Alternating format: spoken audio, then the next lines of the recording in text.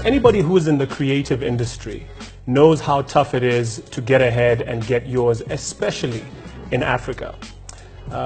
There's so many perception issues that are around being a creative. I remember when I was growing up, if you told your mom that you wanted to, or your dad, you wanted to become a photographer or a musician or any kind of artist, they would give you this look like, are you serious? Go back to the books type of thing. And over time, I feel that that perception has changed, but are the new creatives, is the new wave of creatives allowing themselves the growth and the latitude and the perspective to take advantage of this new environment that we have in Africa with the internet and everything that's coming up. As far as I'm concerned, there could be an improvement, there could be more that could be done. And one of the people that I have admired for a long time who has taken advantage of this new wave and has gone on and built an amazing, fantastic brand in the world of creatives as an artist, as a photographer, par none, is Emmanuel Jumbo.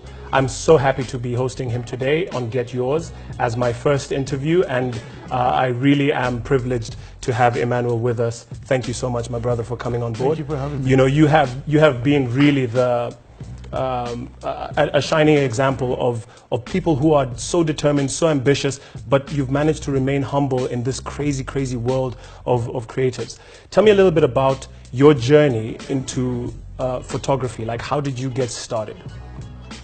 All right, first, thanks for having me here. My journey in photography, it goes way back. First started, my older sister used to do photography in high school, so I was just a kid watching her doing her work on in the dark room, you know, developing film. Okay. I thought that was magic. Where was this, by the way? That was in Sudan. That was wow. in Khartoum, yeah. Okay. You know, I was born in Khartoum. Okay. So, but then I totally forgot about it. Went on, just wanted to be a basketballer and a swimmer. Yeah, you've got the height for basketball, no doubt. Fast forward, just after college, I started just going to exhibitions and art fairs and all that. So one day in Khartoum? No, that's in Atlanta. Oh wow! Okay. Yeah, we walked into one studio downtown Atlanta, and I started talking to the photographer. We were taking some photos, and a friend of mine is like, "Yo, you know, you really seem to know a lot, and you always talk about photography. You always talk about exhibition. Why don't you do it yourself?" I'm like, "I've been thinking about it, blah blah blah." And then I'm like, "Okay, it's my birthday coming up. I'm gonna go pick up a camera." Go back to, I guess, to my background, and like I always admired film. So I picked up a camera. It was very cheap for good sale price, and I picked it up and I started shooting. So wait a minute, sorry, were you at this time, were you studying photography? Nope, I was done with college, just done with college. Okay, what did you study in college? Computer information system. Oh wow, okay. Yeah. So I picked up the camera and I started just shooting, you know, friends around landscape. I set up a page, and I started getting phone calls. What do you mean you set up a page? Set up a page, like a website, just one page, free website, you know. So you just put up a page, website by yourself? Yep, yeah. And I started getting calls from... This is in Atlanta, the ACL? This is in Atlanta. Okay, what year was this? This was 2007. Okay. 2007. And yeah, so and then some friends, they would ask me to do some stuff. Like I had a friend of mine, her brother was getting married, and she's like, "Why don't you shoot it?" I'm like, "Nope. I heard about wedding photography and it's the toughest. I don't want to mess it up." She's like, "No, it's cool." That was your first wedding? Yeah. Yeah. It's like, "Cool, don't worry about it." I'm like, "Okay."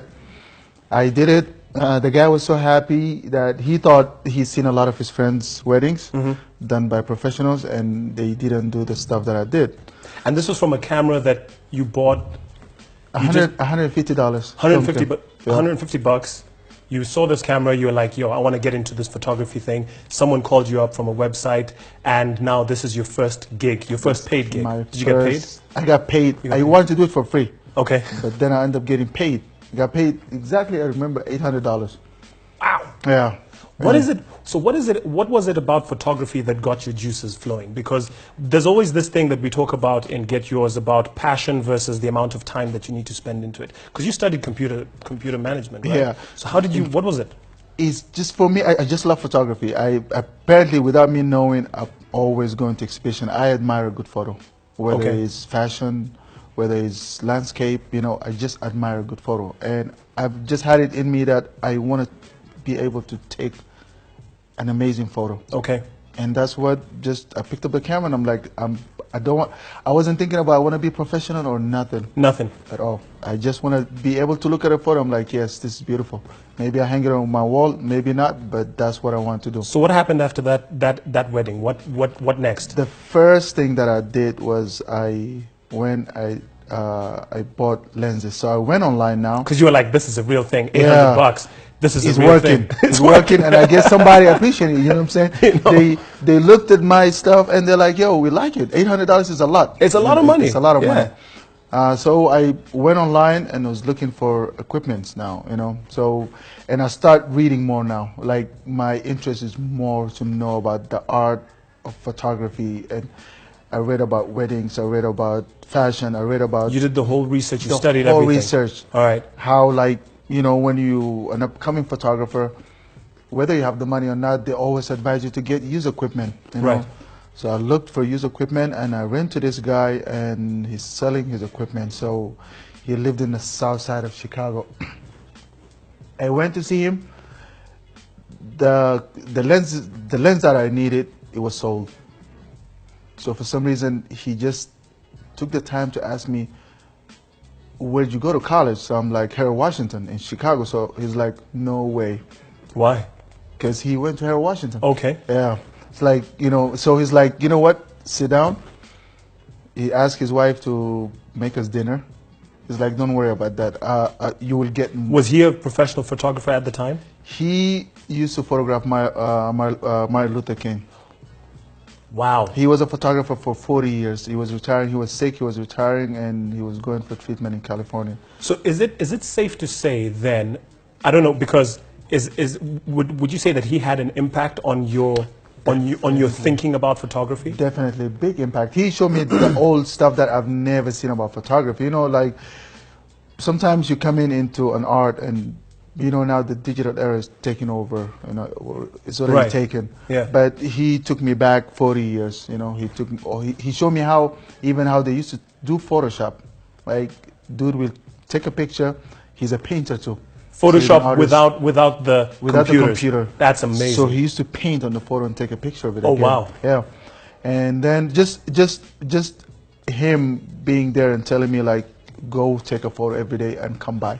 Let's have lunch. Let's talk about photography. And how long did you hang out with him? How long were you guys together? Did he? Because he obviously offered some mentorship for you. Yep. Right. Yeah. We hung probably about 3-4 months. Okay. Wow. That's. You know, some days he was That's sick quite a while. and stuff, but that period, I was always there. So that gave me that was a big impact. That Huge, was a big, huge boost in your huge career. impact, like, So now you're in the States. You've met this amazing guy. He's got all this history, all this heritage, and now what made you come back to Africa? You know, we all have that thing as Africans. Yeah. You know, so you're born in Sudan, Yes. right? In fact, I wanted to ask you something about your name, Emmanuel Jambo. Where does your name come from? Jambo is my great-grandfather name, Okay. and he was a chief actually. And I remember somebody asking me that question, and they thought it was a stage name. I think And- because that's what I thought, you know, because Jambo in Swahili means hello, and I was like, okay, you're in Kenya. Is that a Yeah. thing that you've done just to be in Kenya, or what?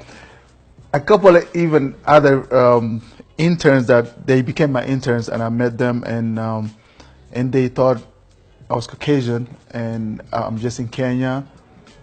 So And I when did this happen? That some interns thought that you were white. Yeah, that's when I moved here first, because I think they used to seeing names and magazine that just it's kind of a profession that controlled by Caucasian or expats. Interesting. Yeah. So tell me about that. So you were in the U.S. and then you came back to Africa. You came back straight back to Kenya, or? Yeah. Well, okay, I'll go back first for the name. So the name Jambo is my great grandfather name, Right. and He's a chief, and there's we have a town in South Sudan. This is where I come from. My hometown. It's called Jambu. Oh, fantastic! Wow. Yeah. I'm gonna So look the that name up. go very deep. Like there's a Jambu family. Everybody know. Oh, the wow, Jambu really? family. Yeah. So when we migrated to the States, and same sister that she did photography, she moved here some years back, maybe 15, 20 years after finishing her law degree. She got a job with the UN here. So I came to visit her 2007, and A year after you've graduated. yeah, Yeah. and I got offered a job with True Love and Adam Magazine. I met That's a friend. incredible.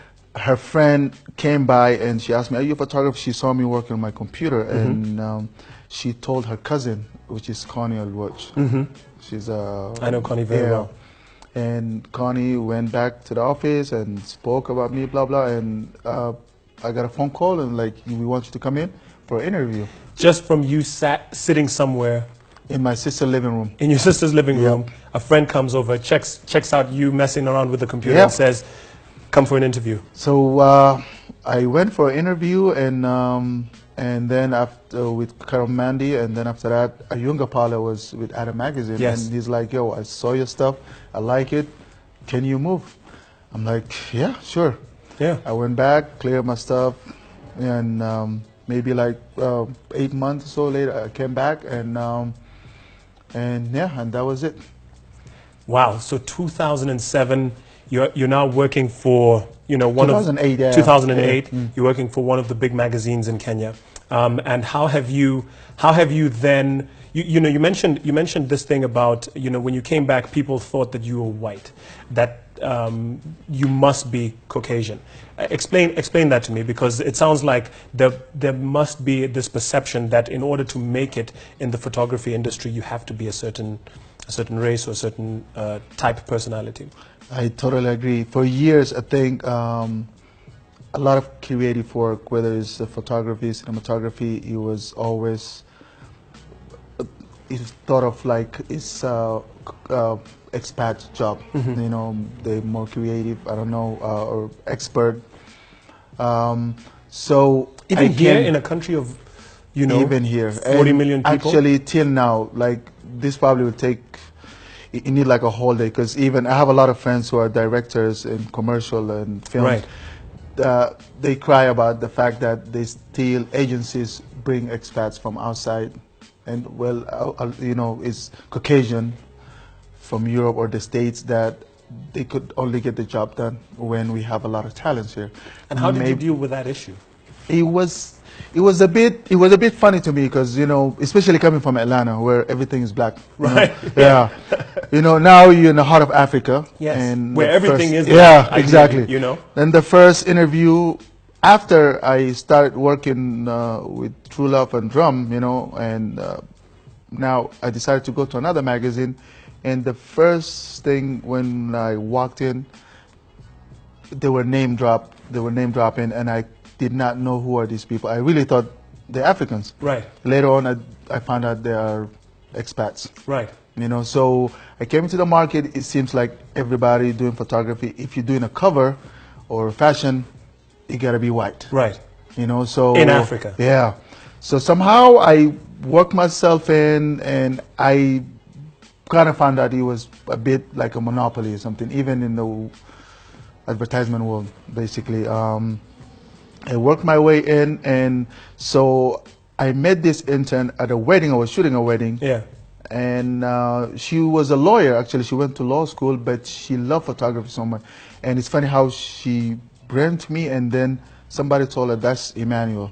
She's like, "No way. I see his name on these magazines, and I thought he was white who just wanted to be African.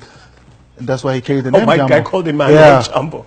So, and she actually became a full-time photographer. She interned with me. So, and then I was, right after that, I was approached same by Forbes magazine, and Wow. because basically the whole article was about how did you break into this profession that controlled by By what? expats, by Expats, white right. expats, yeah. Excellent. Now, that is a great foundation for us to take a break. And when we come back, I want us to talk about, you know, setting goals, because obviously you come into this industry and you come back to Africa, and you obviously had a plan. So I want us to look at that when we come back on this amazing interview with Emmanuel Jambo.